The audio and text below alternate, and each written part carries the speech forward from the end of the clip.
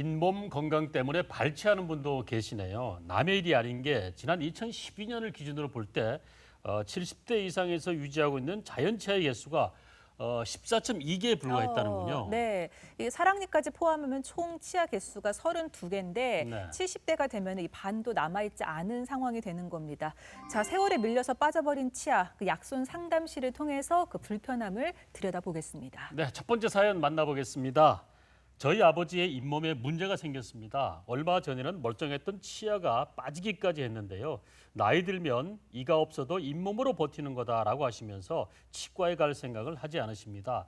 남은 치아가 있다고 괜찮다고 하시는데 이러다가 남은 치아도 망가지는 게 아닐까요? 네, 이런 거 보면은 꼭 아이들만 치과 가기 싫어하는 거 아닌 것 같아요. 저만 그래요. 해도 그렇고 치과는 참 문턱이 높은 네. 것 같습니다. 그런데 그냥 방치할 경우 이 가래로 막을 수 있는 걸 호미로 막아야 되는 상황이 생길 수도 있죠. 예, 맞습니다. 예, 치아가 일단 잇몸으로 해서 빠졌다는 이야기는 뭐냐면 주위에 있는 치아도 다 상황이 나빠진 상황이고 저희가 물론 보철을 하지만 먼저 잇몸 치료를 먼저 해야 됩니다. 잇몸 치료가 되지 않고 보철을 하는 것은 힘드니까요. 잇몸 치료를 먼저 하고 이를 건강하게 한 상태에서 임플란트 또는 크라운 브릿지 아니면 의치 이런 게 들어가야 됩니다. 이렇게 이리 들어가는 기준은 치아 그리고 치주 상태 그리고 환자분의 경제적 상태에 의존해서 저희가 치료 계획을 세우고 보철물이 들어가야 된다고 저는 생각하고 있습니다. 네. 네. 자, 그럼 두 번째 사연도 다시 만나보겠습니다. 네. 자, 틀니를 한 지 2년 정도 되었습니다. 그런데 요즘 틀니를 끼고 뺄 때 통증이 느껴지고 사용할 때도 뭔가 내 것 같지 않은 느낌이 있거든요. 틀니를 잇몸에 붙이는 접착제를 사서 사용하고 있는데 자주 사용해도 되는지 걱정입니다. 포켓 텐츠라는 말이 있는데요. 평소에 틀니를 사용하지 않을 때는 주머니에 넣고 다니다가 식사할 때만 꺼내서 쓰는 그런 경우를 말하는데 이게 처음에 맞출 때는 잘 맞았는데 사용하다 보면 불편해지겠죠. 예. 예, 처음에 틀니가 사실 잘 맞다가 나중에 안 맞는 경우는 대부분 다 치조제 흡수에 의한 그런 틀니가 안 맞아지니까 그런 경우에 사실은 부가적으로 레진을 덧대가지고 그 치료를 하게 되면 대부분 다 괜찮아지는 게 일반적이지만 처음부터 사실 그 덴처가 그러니까 의치가 잘 맞지 않는다면 치조제가 흡수가 심한 경우나 아니면 사실은 제대로 제작되지 않은 치아 그 의치일 가능성이 많습니다. 이런 경우에는 사실은 의사의 그런 정확한 그런 진단이 사실 필요하고요. 두 번째로 말씀드린 의치 접착제는 사실은 일반적으로 사용하는 게 아닙니다. 제대로 제작된 의치 같은 경우 사실 접착제가 필요 없는 게 대부분이고요. 저희 병원에서 보철과에서는 대부분 다 접착제를 사용하지 않는 게 일반적이고 제 경우에는 한 케이스가 있었습니다. 한 경우가 있었는데 한 경우가 어떠냐면은 입술이 없으신 분, 예, 암에 의한 입술이 없으셨는데 그분 같은 경우는 어쩔 수 없이 제가 접착제를 사용을 권했고 지금까지 잘 사용하고 있는 그 한 경우밖에 없고 일반적인 경우는 사실은 의치 접착제를 저희는 권하고 있지 않습니다. 특히 제대로만 제작되면 전혀 접착제가 필요 없는 게 일반적인 것입니다. 네. 네. 자, 약성 상담실 함께하고 계신데요. 세 번째 사연을 만나보도록 하겠습니다. 부모님께서 틀니를 하고 싶다고 하시는데요. 틀니도 보험이 된다고 하는데 아직은 치아가 다 빠진 상황은 아니거든요. 완전 틀니 말고 부분 틀니도 보험 적용이 되는지요? 네, 요즘 뭐 임플란트나 아니면 틀니 같은 거 그 부모님께 효도 선물 드리는 분들도 많이 있는데 사실 비용적인 부담이 있단 말이에요. 네. 보험은 어느 정도까지 받을 수가 있나요? 저희가 완전 틀니, 즉 총의치와 부분 의치 둘 다 지금 보험 적용이 되고 있습니다. 네. 65세, 만 65세 이상에서 보험 적용이 되고 있고요. 여기에서 유의해야 할 점은 한 번 적용을 받으면 7년 동안은 더 이상 또 못 받는 그런 점을 고려해서 충분하게 고려해서 그 치과를 선택하는 게 중요하지 않을까 그렇게 생각합니다. 네. 네. 알겠습니다. 자, 최근 그 임플란트 치료가 대중화되다 보니까 틀니는 과거의 치료다라고 생각하는 분도 계시는데 그런데 65세 이상의 고령 인구 중에 3분의 1 정도가 틀니를 사용하고 있다 그래요. 여전히 활용도가 높은 틀니인데요. 자, 교수님 종류도 다양하게 있지요? 예, 흔히 저희가 저는 한 네 가지로 정도로 나누는데 완전 틀립니다. 즉 잇몸의 점막으로만 유지되고 지탱하는 그런 완전 의치가 있고요. 네. 두 번째로는 그러니까 남아 있는 치아를 사용해 가지고 사용하는 국소 의치, 즉 부분 틀니가 있고요.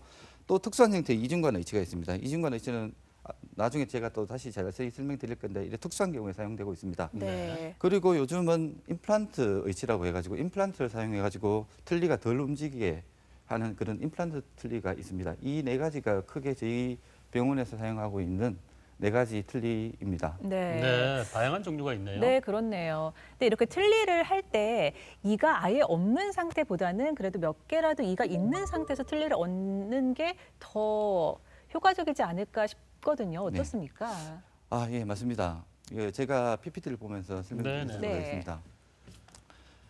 그 이가 있는 상태에서 그 틀니를 제작한다는 게 그게 부분 틀니입니다. 이 부분 틀니를 제가 환자 케이스를 통해서 어떤 틀니인지를 확실히 좀 설명해 드리도록 하겠습니다. 이렇게 이 치아가 손상이 많이 있는 환자였었습니다. 이 환자는 전신질환도 있었고 그리고 경제적인 사정도 있었기 때문에 우리 가철성 의치 중에서도 부분 틀니를 하기로 했었습니다. 예, 초진 파노라마 보시면은 그 치아가 상당히 대칭적으로 있습니다. 그렇지만 치아가 흡수가 많이 됐고요. 치아가 이렇게 훼손이 많이 돼가지고 수복을 해야 되는 그런 상황이었습니다. 네. 이게 초진 사진입니다. 이게 부분 틀니를 끼고 있는 상황인데 이가 많이 사실은 그 상한 것을 볼 수 있고요. 특히 틀니를 많이 사용하시게 되면 이제 치조골이 흡수가 되고요. 치조골이 흡수가 되면 어떻게 되냐면은 의치와 잇몸 사이에 공간이 벌어지게 됩니다. 이렇게 잘 맞지 않는 틀니 같은 경우는 어떻게 되냐면 결국은 입안에 한쪽에서만 힘이 가기 때문에 아프게 되는 겁니다. 네. 제가 새로 제작한 틀니입니다. 이렇게 고리가 걸렸죠. 이 고리가 걸리는 게 바로 저희가 보험이 되는 일반적인 보험이 되는 부분 틀니입니다. 네. 이렇게 아까 훼손된 치아를 다 제대로 다 수복하고요. 그다음에 고리 틀니를 장착한 상태입니다. 이게 보험 틀니, 저희가 말하는 보험 틀니입니다. 이런 고리형 의치 보험 틀니 적응증은 뭐냐면 치아 주변 치조골이 치간 치근 비율이라고 하는데 어느 정도 치조골이 받쳐주는 상황에서 사실은 할 수 있는 경우가 많고요. 네. 그다음에 치아 개수가 어느 정도 있어야지 사실은 이런 고리 틀니를 사용할 수 있는 그런 적응증이 됩니다. 또 세 번째는 치아가 양측으로 있어야지만 그 비교적 환자분들이 잘 사용하는 경우가 많습니다. 네. 근데 이제 치아에 고리를 거는 것 자체가 치아를 손상할 수 있다는 생각도 들고 또 고리가 보일까 살짝 걱정되는데 남은 치아를 살리면서 미관성으로도 잘 치료할 수 있는 치료법이 있겠죠? 예, 이게 다시 보시면서 네네. 제가 설명드리도록 하겠습니다. 예, 이게 이중관 의식입니다. 이중관이라고 하는 말은 뭐냐면은 그리고 씌우고 그 위에다 더 씌운다는 얘기입니다. 네.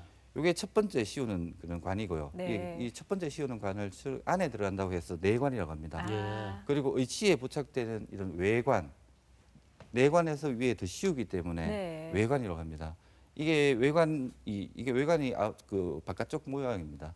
이렇게 되는 게 이중관 의치입니다. 네. 그리고 우리가 고리형 아까 의치하고 보면 차이가 여기에서는 고리가 안 보인다는 거죠. 네. 그게 큰 차이입니다.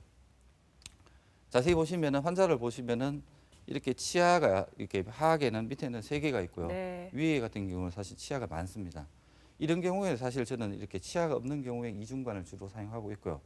치아가 많은 경우는 사실 보험이 되기 때문에 이런 클라스프 RP 그리고 고리형 의치를 많이 사용하고 있는 게 제 치료의 그런 기본적인 방향입니다. 네. 여기 보면 이렇게 치조제가 심하게 아주 유소옵션 흡수되는 걸 보여주고 있습니다. 이게 제가 제작한 그러니까 하악의 이중관 아까 제가 보셨지만 그 하악의 그 이중관 의치고요. 네. 이거 아까 제가 말씀드렸죠. 안에 들어가는 관이라고 해가지고 예, 내관인데 이것을 일단은 끼웁니다. 네. 아까 소수 잔존치에 장착하게 되고요.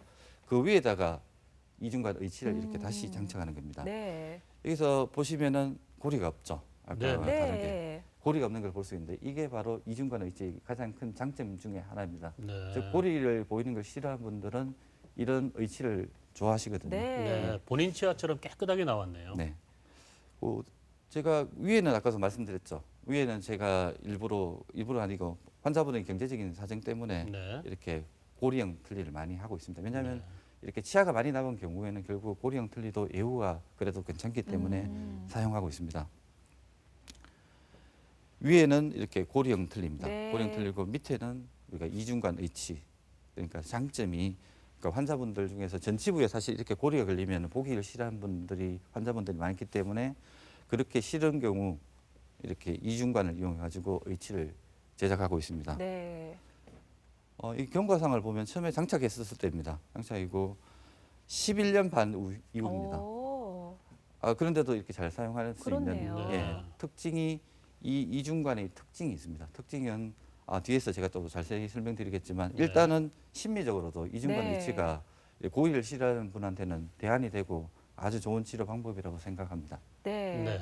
두 가지 차이점을 보여주셨는데 저는 그 이중간 의치가 정말 심미적으로 아주 깔끔해 보여서 많이들 선호를 하실 것 같거든요. 네. 근데 이 방식이 그 내관을 끼우고 외관을 또 덮는 거여서 컵처럼 이렇게 쌓은 거라서 이게 잘 빠지지 않을까. 물론 11.5년씩이나 잘 갔다라고 말씀을 해주셨는데 그런 걱정도 약간 들긴 할 것 같아요. 예, 그러니까 제가 이번에 저희가 보철과에서 사용하는 그 특수 틀리 이중관 의치에 대해서 좀 자세하게 좀 설명드리도록 하겠습니다. 네. 네.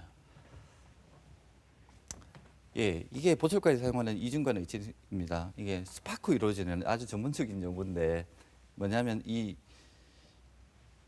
여기에서 보시면 내관입니다. 내관이고 외관이 있습니다. 이런 스파크 이루어진이라는 그 고압의 전류를 흘리면은 이렇게 내관하고 외관 사이를 이렇게 잠식하는 이게 스파크 이루어진이라고 합니다.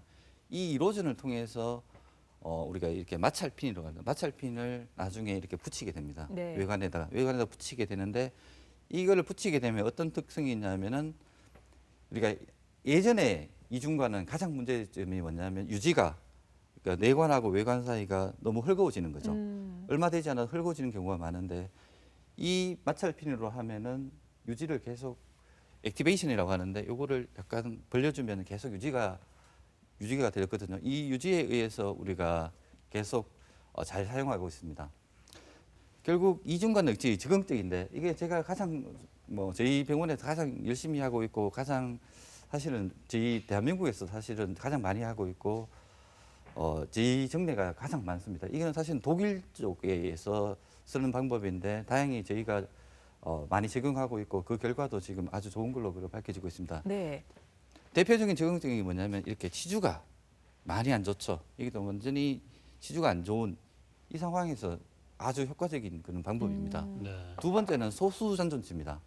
위에 세 개밖에 없습니다. 여기에는 사실 암 환자였는데 이 암 환자는 이게 피부를 이식하는 그런 환자였었는데 이런 소수 잔존치가 남아 있는 경우 여기도 한 개 남았습니다. 한 개 남았고요. 그리고 또 엇갈린 교합이라고 합니다. 치아가 이쪽에만 있고 여기는 또 하악에만 치아가 있는 이런 경우를 엇갈린 교합이라고 하는데 이 엇갈린 교합은 어떻게 되냐면 치아하고 만나면 비교적 그러니까 힘을 받아줄 수 있는 구조이기 때문에 잘 지탱할 수 있는 반면에 반대편에 치아가 없고 한쪽에만 치아가 있으면 결국은 잇몸 쪽으로 많이 힘이 가기 때문에 환자들이 잘 못 쓰는 경우가 많습니다. 이런 경우에 이중관이 가장 좋은 효과를 발휘하고 있습니다. 네. 구체적으로 정례를 보시면은 이제 네네. 치조제가 심한 환자, 치주가 심하게 손상된 치아에서 이렇게 제가 완성됐죠. 이게 보면은 고리가 없는 것을 볼 수 네. 있죠, 그죠? 예. 그리고 여기 보면은 비교 한 3mm, 4mm 정도의 뼈가밖에 없습니다. 근데 기본적으로 이게 치주 관리가 되지 않으면 이 이중관 의치도 결국 실패하는 거죠. 가장 중요한 거는 치주를 먼저 완벽하게 그러니까 저희는 치주과 우리 교수님하고 치주과 선생님들이 열심히 해주시기 때문에 제가 이런 그런 틀니를 좀 잘 해줄 수 있는 그런 비결인 것 같습니다. 네. 장착했을 때고 5년 됐을 때입니다. 그리고 이거는 10년입니다. 10년 됐는데 물론 그 틀니 치아의 마모가 생길 수밖에 없습니다. 특히 저희 나라 환자분들 같은 경우는 음식이 아주 강한 음식을 강하고 질긴 음식을 많이 먹고 특히 마른 오징어 같은 걸 네. 많이 드시기 때문에 이렇게 될 수밖에 없습니다. 네. 될 수밖에 없고 이렇게 환자분들이 사실 내원하지 않으면 절대 성공을 못합니다. 아까 제가 말씀드렸듯이 치주 관리와 그리고 정기적으로 내원에 의한 틀니 관리 이것만 되면 이렇게 장기적으로 예후를 보장할 수 있는 게 네. 이중관 의치의 특징입니다. 두 번째 적응증을 보면 소수 잔존치입니다. 아까 제가 보였던 그 케이스입니다. 이렇게 한 개 남았을 경우도 저는 이중관 의치를 사용하거든요. 이렇게 세 개를 사용했을 때도 11.5년 이후에도 충분히 환자가 잘 사용할 수 있는 네. 그런 그 정례를 제가 보여드리고 있고요. 네. 세 번째는 엇갈린 교합입니다. 아까 제가 설명드렸듯이 이런 엇갈린 교합에서도 이 틀니의 안정성이 뛰어나기 때문에 환자분들이 잘 쓰는 경우가 상당히 많습니다. 그 다음에는 가장 이렇게 조합된 케이스죠. 치주가 심하게 됐고, 그다음에 엇갈렸고, 환자의 경제적 사정 때문에 그렇게 하게 된 케이스인데, 이분은 30대 후반이었습니다. 30대 오. 후반인데도 이 정도로 치주가 좋지 않았었습니다. 네.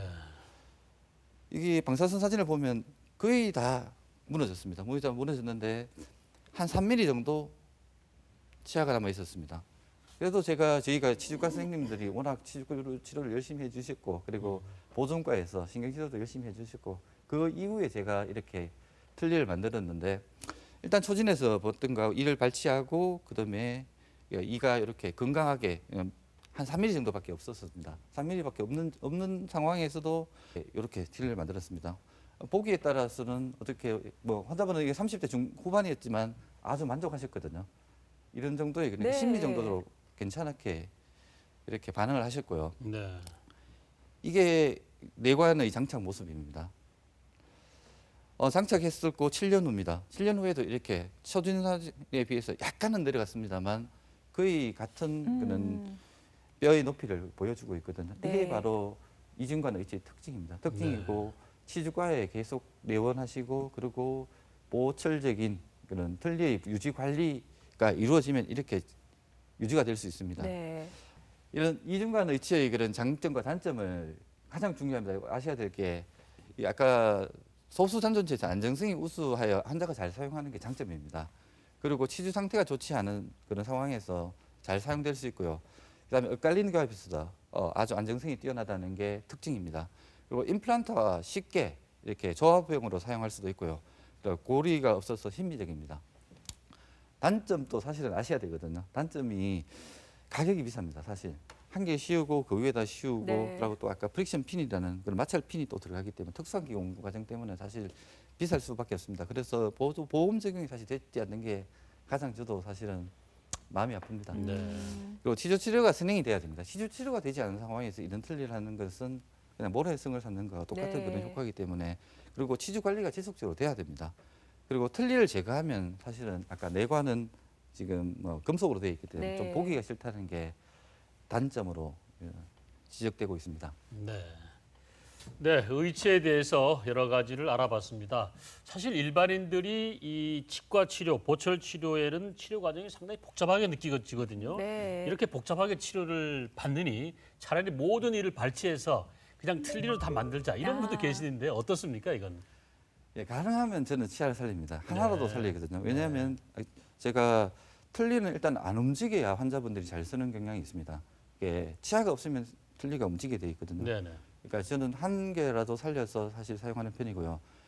그건 제가 무조건 할 수는 없으니까 환자분의 경제적 사정을 바탕에 하에서 그렇게 치아를 살려서 틀니를 사용하는 게 저는 좋다고 생각하고 있습니다. 네. 그래도 환자가 원하더라도 자연 치료를 계속해서 유지할 수 있도록 해야 되겠습니다. 예, 가급적인 노력하고 있습니다. 네. 네. 근데 이게 좀 약간 의료진마다 의견이 분분한 것 같은 게요. 오히려 병원의 권유 때문에 이를 다 뽑으시는 분들도 있다고 해요. 네. 그렇게 이를 다 뽑은 상태로 교수님을 찾아오시면 교수님은 하나라도 남겨야 된다는 주의신데 어떻게 치료를 진행하시나요? 예, 안타깝게도 그렇게 발치하고 오시는 경우가 많습니다. 이렇게 완전히 치아가 없는 경우죠. 이런 경제적 사정에서도 이렇게 뽑는 경우도 상당히 있습니다. 예, 완전 무치약에서 총의치는 어떤 것이 있는가를 제가 먼저 설명해 드리겠습니다.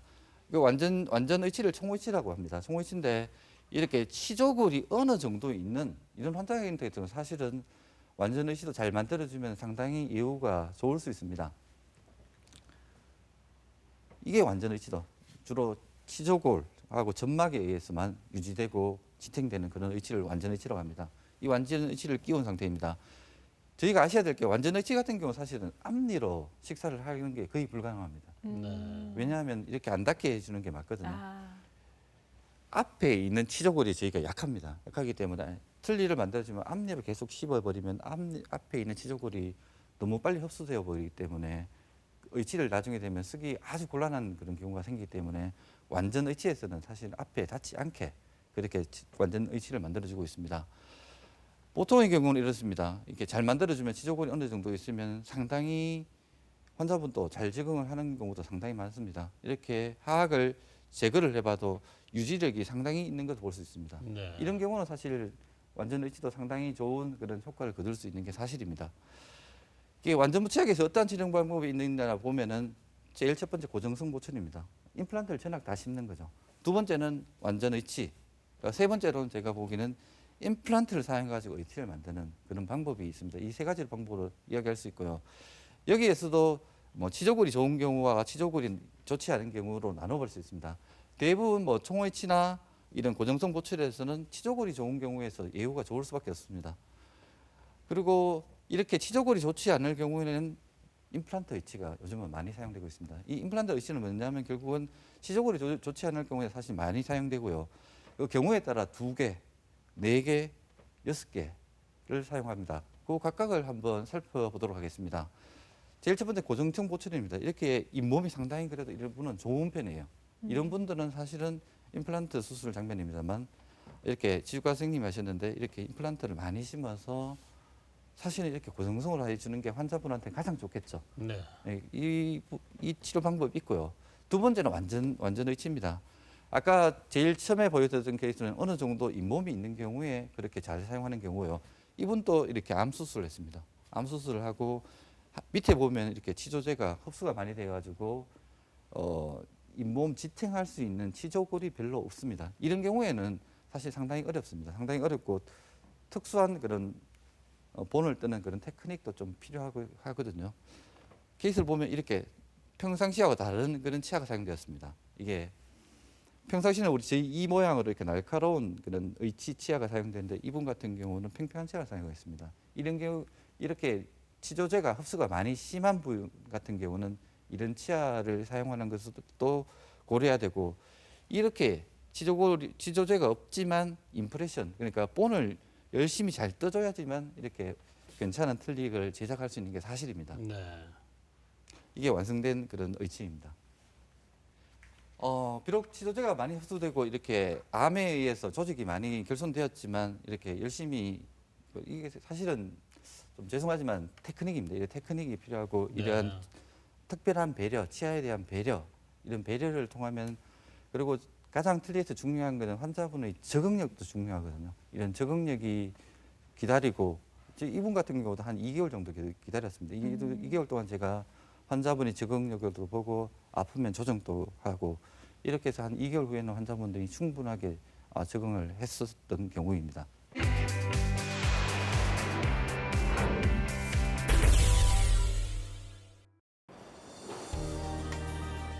매일 병원에서 시간을 보낼 만큼 하루가 빠듯한 조진현 교수. 휴식 시간이 그리 길진 않지만 그가 빼놓지 않고 하는 건 바로 걷는 일이다. 제가 이제 40대 후반이라가 저도 사실은 운동을 해야 됩니다. 운동을 해야 되는데 사실 이리저리 바쁘고 이래가지고 사실 못 챙겼던 게 많습니다. 사실. 그렇지만 아침 출근할 때 그리고 퇴근할 때 집에까지 한 30분 가량 되는데 걸으려고 노력하고 있고요. 그리고 점심 때 밥 먹고 점심 먹고 조금 걷는 게 아마 그래도 뭐 제가 좀 할 수 있는 운동의 하나라고 생각하고 있습니다. 재밌습니다. 특히 이런 가을 날씨에는 아주 좋은 것 같습니다. 간단한 산책으로 몸을 풀고 난 뒤에는 치아 건강을 챙긴다. 이를 자주 닦는 것보다 더 중요한 건 올바른 방법으로 이를 닦는 것.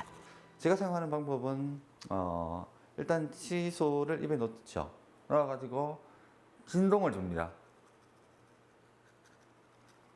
각 치아마다 이렇게 진동을 주는 방법은 결국은 치아하고 잇몸 사이에 뭐가 들어야 되면 뭐가 들어가고 흔들려야 된다. 이렇게 되면은 이하고 잇몸 사이가 깨끗하게 되는 거죠. 두 번째로는 뭐냐면은 치아하고 치아 사이입니다. 치아하고 치아 사이는 결국은 시간 칫솔을 해야 됩니다. 치아 사이에 끼어있는 이물질은 이와 잇몸을 병들게 한다. 때문에 구석구석 닦아주는 것은 필수.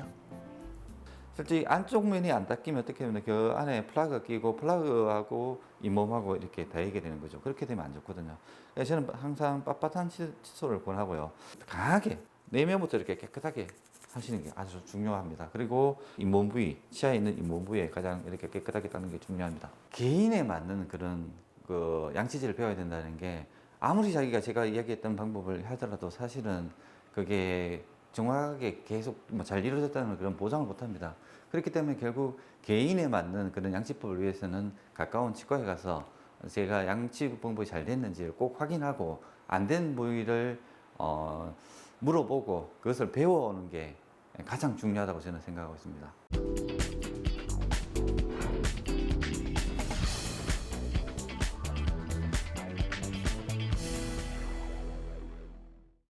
틀니 치료 과정에서 환자와의 소통이 참 중요할 것 같은데요. 입과 치아가 예민한 부분이라서 환자분과의 관계 면에서도 신경 써야 될 부분이 상당히 많으실 것 같아요. 어떻습니까? 예, 환자분들은 틀니만 하면 뭐든지 다 씹을 수 있다고 생각하시는 경향이 있습니다, 사실. 네. 근데 틀니라는 게 잘 아셔야 되겠지만 저희가 생체 조직이 아닙니다. 생체 조직이 아니고 이물질이라고 생각해야 되거든요.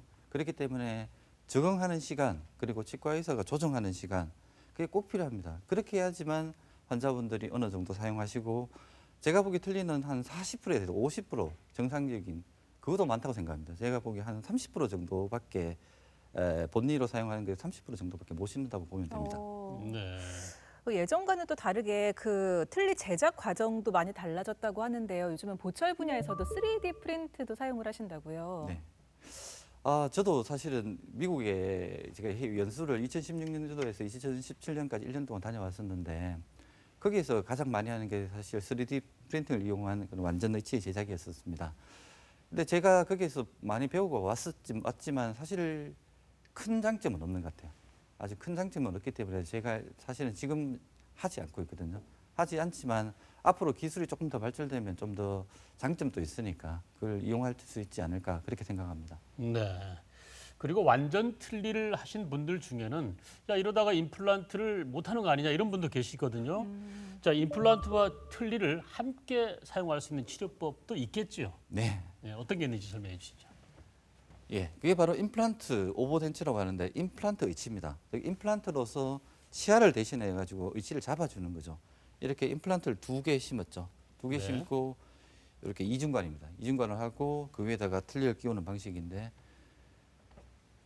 완전 틀니하고 똑같습니다. 그렇게 봤지만 이렇게 임플란트 2개를 이용하는 거죠. 네. 이 임플란트가 어떻게 하냐면은 결국 틀니를 잡아주는 겁니다. 이렇게 잡아줌으로써 덜 움직임으로써 환자들이 잘 씹을 수 있는 겁니다. 위에는 이렇게 총위치를 했고요. 그리고 중요한 게 이렇게 교합입니다. 이렇게 교합을 잘 맞춰주면 결국 환자분들이 잘 씁니다. 이게 두부개의 경우고요. 예.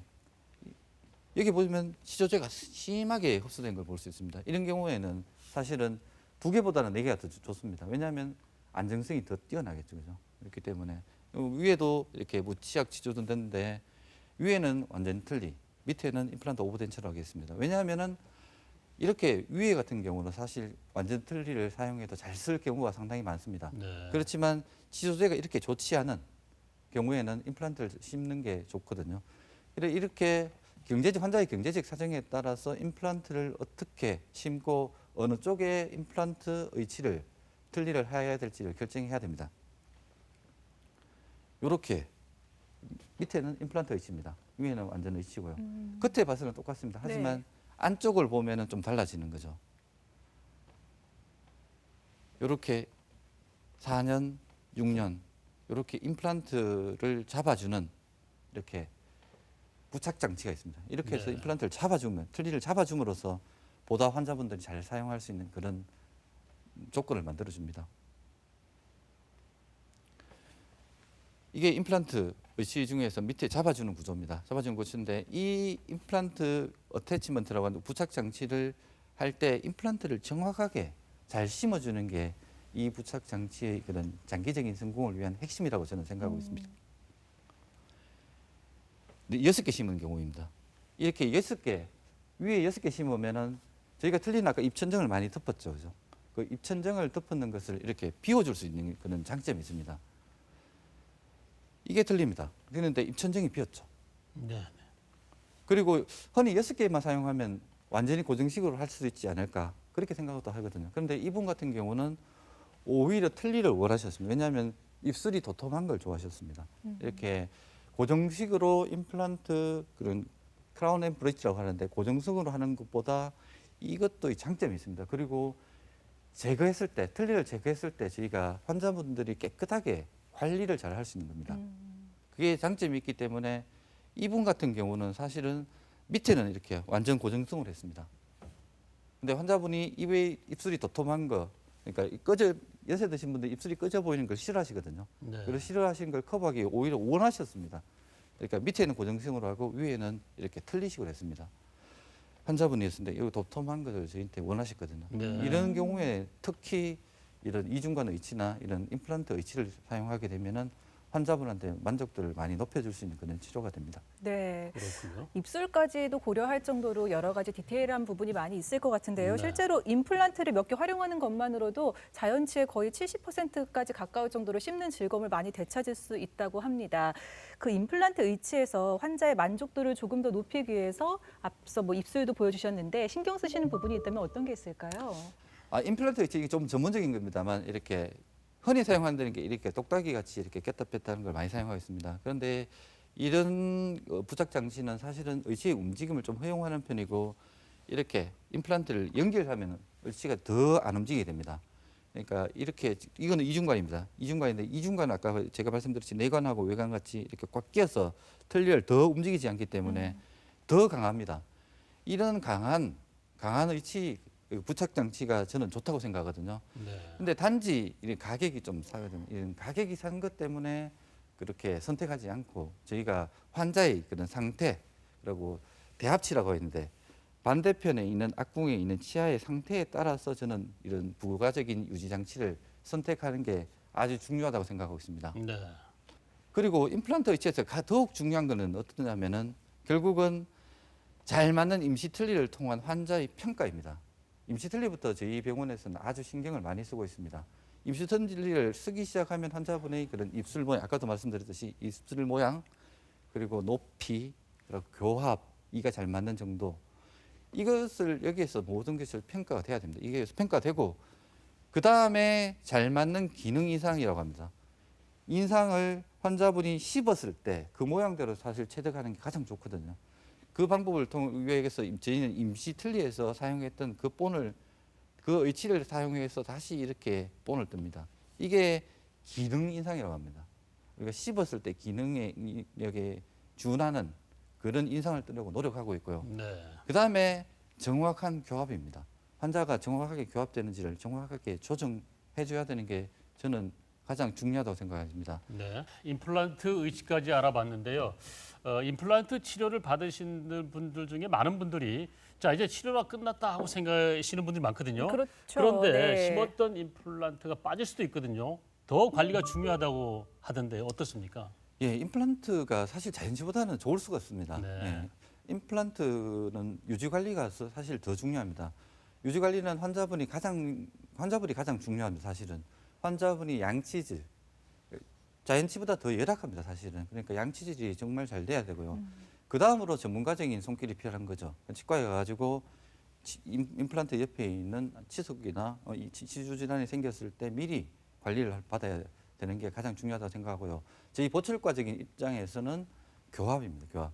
교합이 조금씩 그러니까 씹히는 정도가 조금씩 변하기 때문에 거기에 네. 맞춰서 교합 조정을 잘 해줘야지만 오래 갈 수 있는 그런 임플란트가 된다고 생각합니다. 네. 임플란트도 계속해서 이 교정이 필요한 부분이 있군요. 예, 반드시 관리가 필요한 그런 그 수복물이라고 저는 생각하고 있습니다. 네. 이 설명을 듣다 보니까 그 임플란트 의치까지 그렇게 기둥을 잘 세워서 이렇게 틀니를 얹거나 보철 치료를 하는 게 좋은지 아니면 내이라도 하나가 더 있는 게 치료에 더 도움이 될지 좀 궁금해지네요. 어떻습니까? 요즘 많이 하고 있는 방법입니다. 얘가 치아가 아까 소수 산전치로 남아 있으면 반대편에 임플란트를 몇 개 심어가지고 같이 치료를 할 수 없는다가 가장 큰 이슈였는데 요즘에 사실 많이 하고 있는 건데 이렇게 임플란트하고 치아를 사용한 부분 의치에 대해서 제가 간단히 좀 설명드리도록 하겠습니다. 이런 두 가지 방법이 있습니다. 이렇게 아까도 말씀드린 고리 틀니, 보험되는 틀니를 할 수도 있고요. 그리고 아까 제가 말씀드렸던 부가적인 그 유지 장치를 이용해 가지고 치아하고 임플란트를 같이 사용하는 두 가지 방법으로 나눌 수 있습니다. 각각의 사실은 장단점이 있고 적응증이 있습니다. 그 적응증에 대해서 제가 좀 설명해 드리도록 하겠습니다. 먼저 보험 틀니로 하는 그런 방법에 대해서 설명드리면 이게 치아 한 개 남았습니다. 한 개 남았고 비교적 치아 그 잇몸이 치조골이 상당히 괜찮은 편입니다.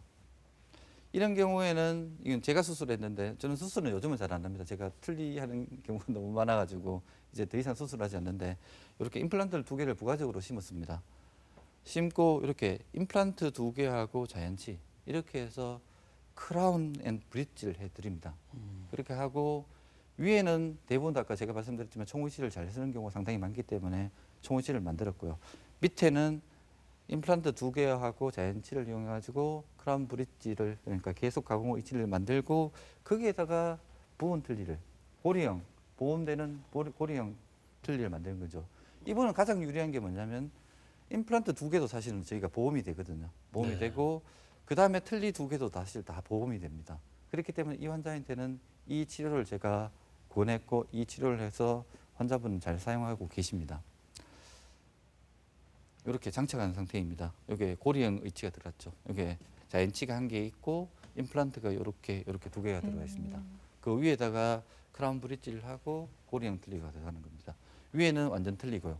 이 경우에도 제가 아까 말씀드렸던 대로 완전 의치 같은 위에 상하게 완전 의치 같은 경우는 교합이 되지 않게 그러니까 환자분은 저희가 항상 환자분한테 이야기하는 건 이렇게 완전 틀니를 하게 되면은 앞니로 저작을 하면 안 된다는 점을 계속 강조해 드리고 있습니다. 두 번째로 다양한 임플란트 부가 유지 장치와 이중관을 이용한 그런 의치인데 여기 보면 임플란트 두 개입니다. 두 개 이게 부착 장치가 특이하게 이렇게 똑딱이 같이 사용하는 그런 부가적 장치고요. 여기에다가 이중관을 했었습니다. 이분 또 여기는 치조제가 워낙 좋지 않았습니다. 좋지 않았기 때문에 자연치와 임플란트를 같이 사용했던 경우입니다. 5.5년, 8년. 비록 치아가 많이 닳았습니다. 닳고 이 치아는 닳게 되거든요. 아까 제가 말씀드린 저희 나라 저희 그 국민들이 딱딱한 걸 많이 선호하시기 때문에 이렇게 네. 의지가 닳는 게 일반적인 경향입니다. 마지막 경우인데 이렇게 치주장이 상당히 좋지 않았었습니다. 이런 경우에도 이중관 의치와 임플란트도 이중관으로 사용해 가지고 이렇게 치아를 그러니까 임플란트 추가적으로 심어주게 되면 이렇게 팔레이트 그러니까 구개측에서 덮지 않아도 가능한 그런 의치가 되는 겁니다. 여기 이중관 두 개가 임플란트 두 개입니다. 임플란트 두 개고 이중관이 이렇게 들어갔습니다. 하악에는 고정식으로 했고요. 이렇게 고리가 안 보이죠.